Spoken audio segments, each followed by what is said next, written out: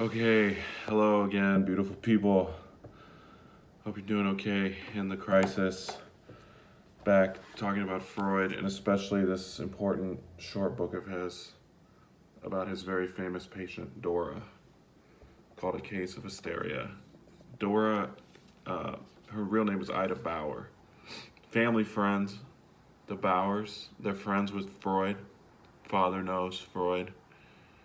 Um, and that complicates things for Freud. His feelings come out, but she was treated by Freud briefly, 1900, October till January 1901, and then he waited to publish the text until 1905, which is a lot of speculation about that. There's no definitive answer. Protecting her privacy might be one reason. You should think of the text as you should think of this.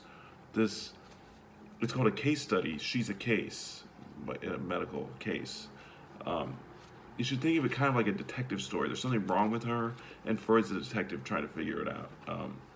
And he often has that kind of, as Janet Malcolm says it in the book, the other book we're reading, the this one, Psychoanalysis and Impossible Profession. She says he treats her like a cop, interrogating her often. It's sort of shocking. So there's two words I want to talk about. For the first one is hysteria. So that's what this is a disease with a long and problematic, troubled history.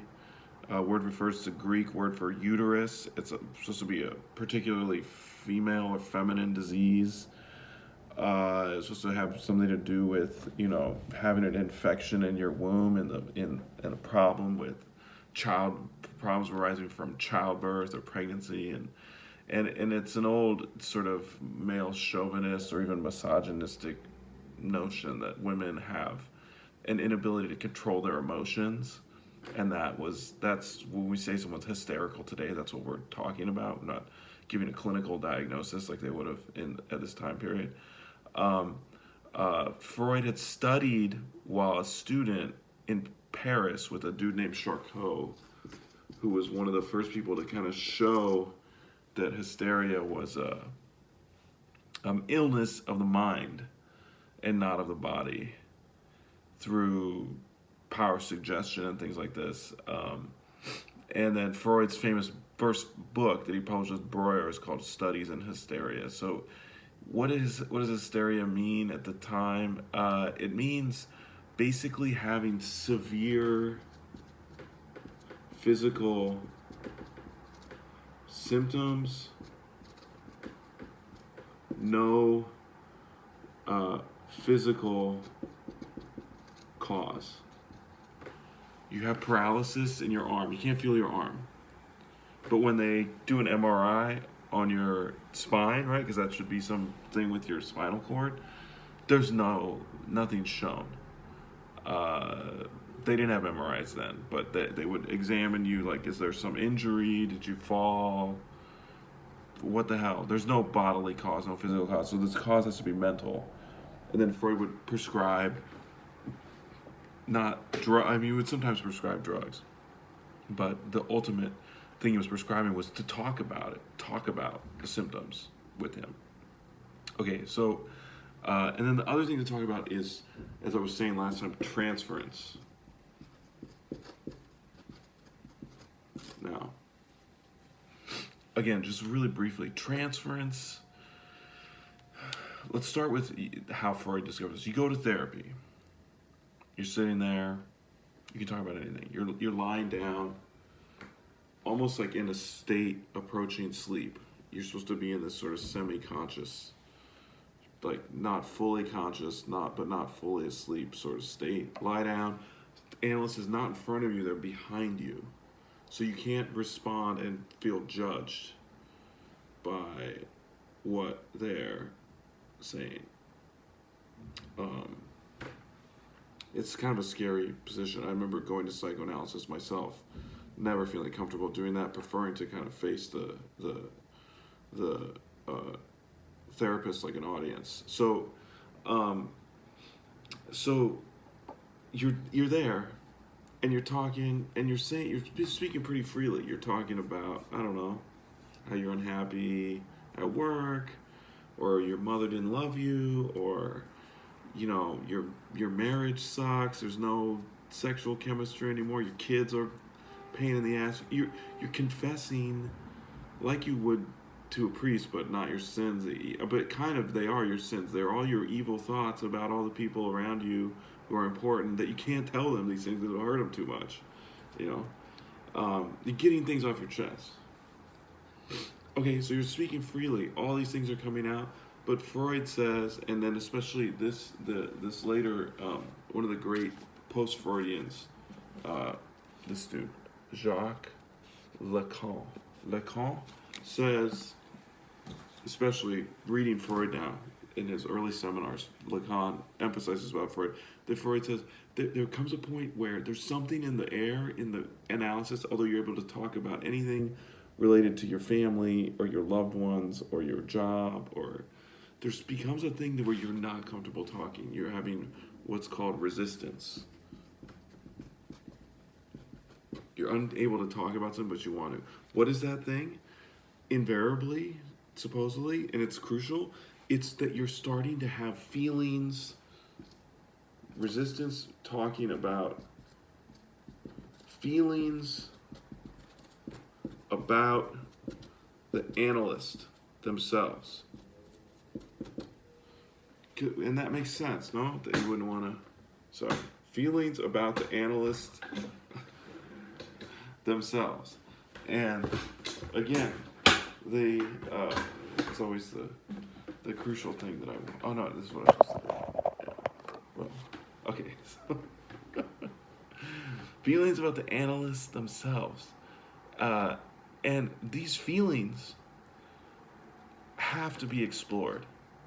And for Freud, the whole point of the feelings is to show the patient, not tell them, but have them come to realize the feelings I have about the analysts are not about them. The feelings about the analysts are transference, are really feelings for someone in your past.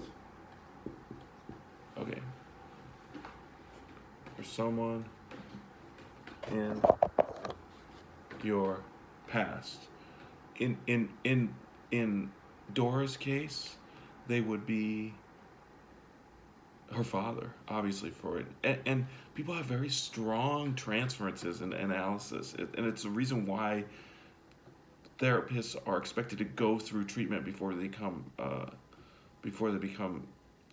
therapists or psychoanalysts or whatever, because you have to go through this process and feel what it's like and understand what's going to happen, which is that, for example, this would happen to Freud, but also especially to Breuer. Malcolm discusses this. Patients would often fall in love, and this still happens, fall in love with their analysts. Famous example in popular culture, if you've never seen the show The Sopranos, this great HBO drama. It's free on HBO's website right now because of the COVID. You can watch it. In The Sopranos, Tony Soprano, the main star, James Gandolfini, he's passing out all the time, and they do all these tests. There's nothing wrong with him. They send him to therapy. What he starts to do in therapy is fall in love with this therapist, and she points out to him correctly, these are not feelings about me per se. They're feelings that you're reliving your childhood with your mother. Okay? Famous example. So, and really it's with Dora that Freud first theorizes this concept. And now the complicated part, there's another side of this. If the patient can have feelings about the analyst, and those feelings are not about the analyst, they're about someone in their past, wouldn't it also strike you that the analyst could have feelings about the patient? And what the hell is that? And that's the key here. That's the funny part of all this. This stuff is Freud. So on the other hand, if this is our thesis, the antithesis is the analyst's feelings for the patient. And those are what we call, sorry, antithesis. Sorry, it's just like impossible to read on this shitty board. $60 not well spent. But let me try to erase. Thesis and antithesis. We've used this format before. The countertransference. The countertransference. And really, that's really the scandal of this text, is that Freud's, the whole idea that he wrote this up is really his countertransference. This is his countertransference. He got so obsessed with her. Who does she remind him of? I don't know. Probably his daughters. He had a few. Anna Freud, his famous daughter, who kind of took over the psychoanalytic movement at his death. Never married, was a crazy old bitch. Very strange person, but very powerful figure in the development of Freudian theory and Freudian movement.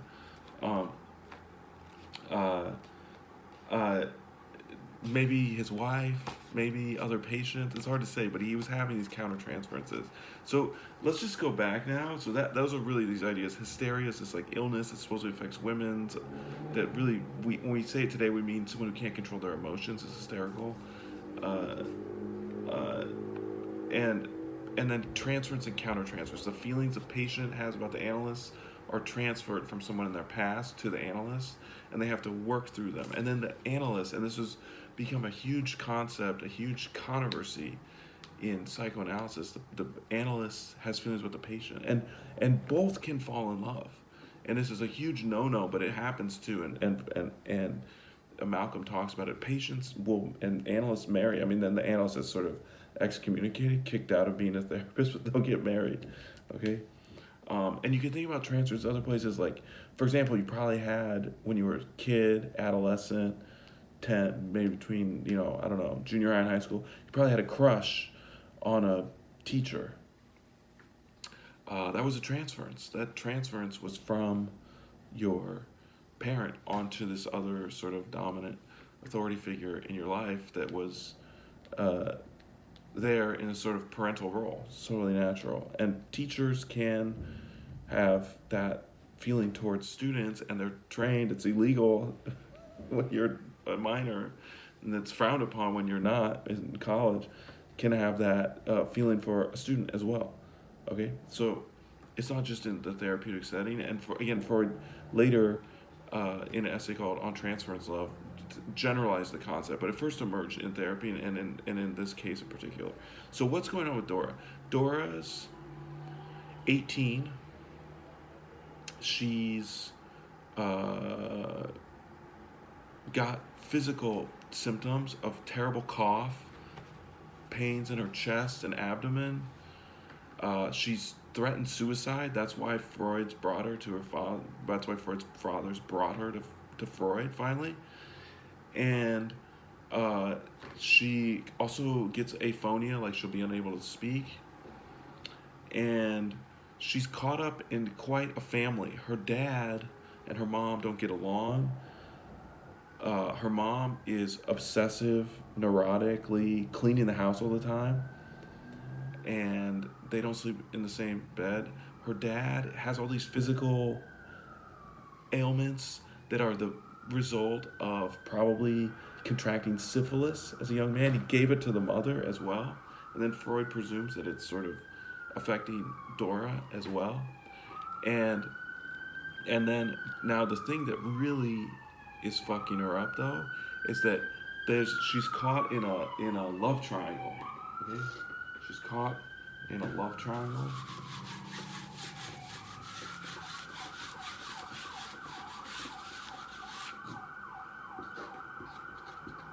Or really, it's a love plus one.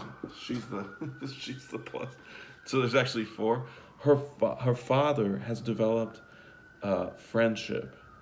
That's all he says it is, but it's probably more than that. With so it's father of Dora, and he's into this woman we'll call Fra, K. Family friend. He's estranged from his wife. I mean, they live together, but they're not intimate anymore. They're not really friendly. So he has this arrangement where he's basically his close friend and probably lover is family friend. And then she's married to this guy, Air K. And then Air K, because of, sorry, I can't see any of this. Air K is estranged from his wife. He falls for Dora. Okay? And really, what's happened in a way, what Dora is so offended by, is that in order for this affair to go on, in a sense, Dora has been handed over by her father to Air K as sort of a payment for the fact that he's becoming intimate, probably sexually, although he's apparently impotent, with Air K's wife, Fra K. Air means Mr., Fra means Mrs. or Miss. So it's a strange situation, and there's one event in particular that strikes that really gets people going in this situation, which is that supposedly while they're all in this vacation town, and the father is off with Fra K, Air K and Dora go for a walk by the lake. When she's like 14 years old, he tries to kiss her and she runs away and rejects it. And Freud doesn't see that as a problem for Air K. Like, what is he doing trying to hit on and make a pass? Sexually, a sexual, advance on a 14-year-old girl. What's he doing that for? Shame on him. He sees it as like, why doesn't she return his advances? Why doesn't she return the affection? She should. Very strange. And let's look at that part in the text now. Sorry, I just need my page 20.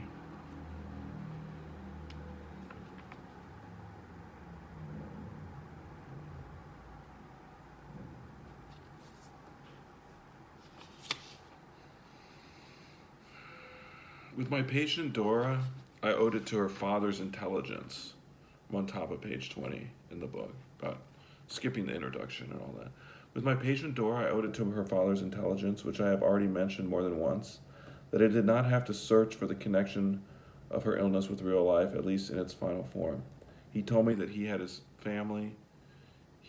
family had become close friends in B, this is this vacation town outside of Vienna, with another couple who had lived there for several years. Fra K had nursed him through his severe illness. Again, he has all these horrible physical ailments as a result of complications of syphilis, like his eye, his retina's detached, he can't see, he has all these nervous ailments. Syphilis, when it's really sunk into your body, no one deals with this anymore in the first world because we have all these treatments for it that just get rid of the infection.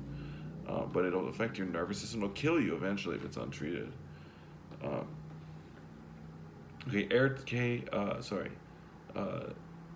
Fra K had nursed him through a severe illness, which gave her an abiding claim on his gratitude. Air K, he told me, had always been very kind to his daughter, Dora. Very kind. Going for walks with her when he was in B and giving her little presents, but no one would have seen anything wrong in that, I guess. Dora, I also heard, had looked after the couple's two children with loving care and had almost like a mother to them. And Dora's a very intelligent young woman, you guys. She's like precociously smart. All right, and this is often how this works. These neuroses, these hysterical symptoms they're an affliction of intellectually strong people. When father and daughter visited me in the summer 2 years ago, this is 1898 roughly, when she was first sick, they were just leaving to visit Air and Fra K, who were staying in the summer beside one of our alpine lakes. Dora was to stay in the K household for several weeks while her father planned to travel home a few days later. Eric K was also present at the time.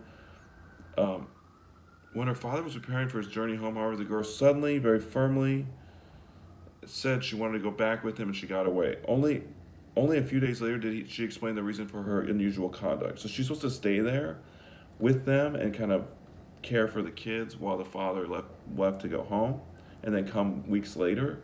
But she says to her dad, "No, I want to leave with you now. I don't want to stay here just with them, just with the K's." Okay.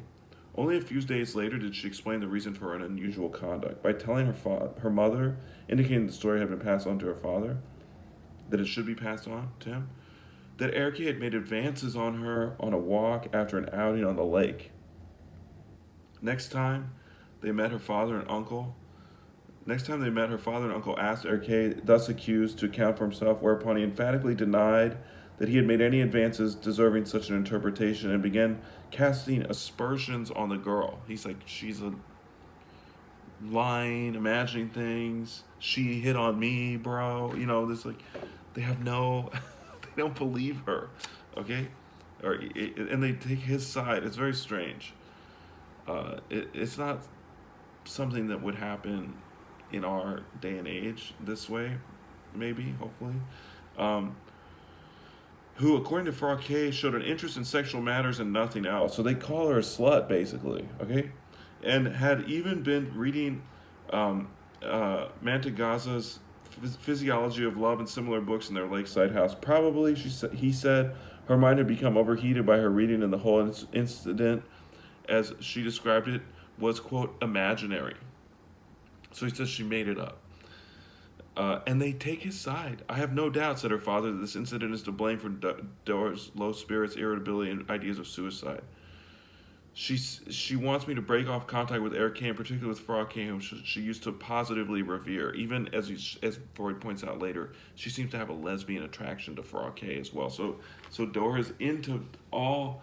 Dora's sexuality is, according to Freud, dispersed, but she's attracted to all three of these people. She wants me to break it off with Eric K, break off contact with Eric K, in particular with Farah K, whom she used to revere. However, I can't do that. First, I think Dora's story of the husband's immoral conduct is a fantasy. He doesn't see it her way. He takes the K's side, takes Eric K's side. The dad does. And you can see why. Dora will say, well, because he needs to be cool with this guy and give him what he wants, namely me, so that he can still get to have his wife. It's a very fraught, messy, sort of soap opera, sordid situation, especially from Dora's point of view. And secondly, genuine feelings of friendship bind me to Farah K, quote-unquote friendship.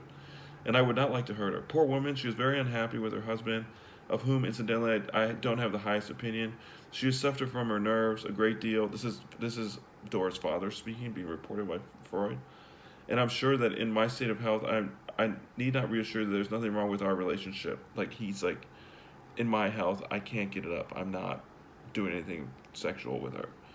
We are two unfortunates who console one another as best we may in our friendly sympathy. You know that there's nothing between me and my wife now. Dora, however, who gets her obstinacy from me, cannot be persuaded to overcome her dislike for the case. Her last attack was after a conversation in which she repeated her demands to me.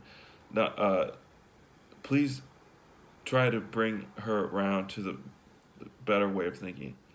It was not entirely in tune with the revelations that other times Dora's father tried to lay most of the blame of his daughter's impossible conduct on her mother, whose character made the house uncomfortable for everyone. However, I had already made up my mind not to judge the real facts until I heard the other side of the story as well. So Freud here is Freud here. I'm gonna keep going for a second. Freud here is reporting. He's saying I'm not taking sides, but you'll see very quickly in the next couple pages he does tend to side with the father, and you see in that his countertransference. He doesn't believe his patient is very strange, his lack of sympathy for her. And it's pointing out these major problems that are emerging in the course of discovering this new uh, phenomena of the unconscious mind, and then how to deal with it and treat it as a doctor, as a medical professional. It's fraud, it's messy. um, so let's keep going here. I'm at the bottom of 21. In Dora's case, her experience with Eric, so now he kind of takes Dora's side. That was the father's account, and now Dora's. In Dora's case, her experience with Eric, the advances he made to her, and the subsequent insult to her honor would have given rise to the psychological trauma that in the past Brewer and I, this is Alfred Brewer, they wrote a book called Cases, Studies in Hysteria, and I had postulated as an essential condition for the development of hysterical illness. This new case, however, also illustrates all the difficulties that have since caused me to go beyond that theory, increased by another and particular kind of difficulty. For the trauma of a life story that we know is not and is frequently featured in, and this is a frequent feature in case of hysteria, able to explain and determine the unique nature of the symptoms. So she had this one awkward incident with this guy, supposedly. Why would that lead to all these coughing, pains, like severe pains, wanting to kill yourself? What's going on? You know, that the symptoms are in excess of the cause. It's like a minor cause and then these crazy symptoms. So there's something else that's a cause, according to Freud now. We would understand just as much as, or just as little of their connection if symptoms other than tussianoversus as coughing, aphonia, not wanting to talk, low spirits in the sense of tedium vitia, that is, of being bored, ennui, depression, essentially, had it resulted from the trauma. But now comes the added complication that the patient had shown some of these symptoms, the cough, the loss of voice, years before the trauma, and her first manifestations definitely belonged to her childhood, since they occurred in her 8th year of life. So in a way, when she starts to have all these symptoms again at 18, she's repeating the past. Okay, repeating the past. And this, I'll talk about this in the next video, but Freud is often talking about things according to a scientific theory that he called, that was known as the biogenic or biogenetic law. It's an abandoned biological theory, but very mainstream one in this time period, in about 100 years ago, 120 years ago. Okay, I'll talk about this more in the next video. And there's this complication now that she'd had these symptoms before this trauma of the lakeside incident, and the hatred where the love used to be for the case, and the bitter jealousy and recriminations about her dad. Okay, she's regressing, according to Freud, since they occurred in her 8th year of life. If we do not want to abandon traumatic theory, therefore, we must go back to her childhood in the search of influences or impressions that can act like a trauma. And it's really remarkable that when we do that, the investigation, even of cases where the first symptoms did not set in during childhood, has led me to follow the patient's life back to those early years. After the first difficulties of her treatment had been overcome, Dora told me about an early experience with Eric that was even more likely to have the effect of sexual trauma. She was 14 years old at the time. Eric had arranged that his wife and had arranged with her and his wife that the ladies would come to his shop in the main square of B that afternoon to watch a church festivity in some sort of parade. However, he persuaded his wife to stay home, told his assistant that she could take time off, and was alone when the girl arrived at the shop. When the church procession was about to begin, he asked her to wait for him at the door to the stairs leading to the floor above while he let down the rollerblades. He then rejoined her, and instead of going through the open door, he suddenly held the girl close and pressed his lips on her. He tried to kiss her against her will, forcibly. That was exactly the situation likely to give a virginal girl 14 a clear sensation of sexual arousal. So again, Freud's like, this is his weird countertrans. He's assuming that she has every reason to want him to do this. However, at that moment, Dora was overcome by a violent revulsion. Like most, Freud's having some strange assumptions here that all kinds of later analysts have read as his countertransference. She should have wanted this because in a way he wants this from her, okay? However, at that moment, Dora was overcome by violent revulsion. She tore away, hurried past the man on the stairs and from the building. All the same, she did not break off all contact with Eric Kay. Neither of them mentioned this little scene. And she said that she kept the secret herself until she confessed it in the course of the treatment. Immediately after, she did avoid being alone with Eric Kay. At the time, he and his wife had arranged to go away on an excursion lasting days, and Dora was to go with them. After that kiss in the shop, she told them that she would not want to be of their party without giving them any reason. Okay, so he's going into her past, and he's looking for proof that she likes the guy, that she's telling him she doesn't, okay, and that she's pissed about her father's relationship with Dora. So Freud is reading her conscious. It's very strange. He's reading her conscious statements that no, I don't like this guy. He's reading them not at face value. He's saying these no's in a way are symptoms of her not avowing, not acknowledging her attraction to Eric Kay. It's very strange. And you have to see Freud's wish about Dora in this to some extent, okay? That he's having this transference towards her. All right, I'm going to come back and talk about this lakeside scene again, and then talk about famous diagnosis that Freud gives of Dora, and this law called the biogenetic law. So one more video for today. Okay, see you in a minute.